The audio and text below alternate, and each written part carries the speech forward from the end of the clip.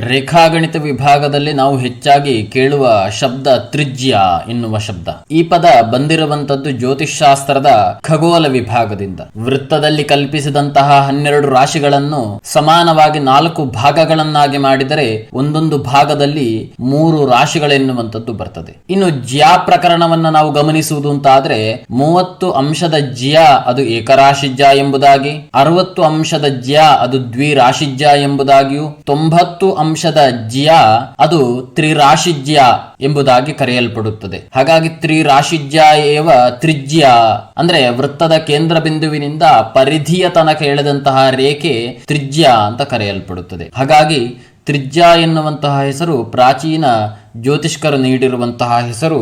ವ್ಯಾಸಾರ್ಧ, ತ್ರಿಭಜ್ಯ, ತ್ರಿಜ್ಯ, ನವತ್ಯಂಶಜ್ಯ, ಹೀಗೆ ಇದರ ಹಲವಾರು ಹೆಸರುಗಳನ್ನು ನಾವು ಸಿದ್ಧಾಂತ ವಿಭಾಗದಲ್ಲಿ ಕಾಣಬಹುದು.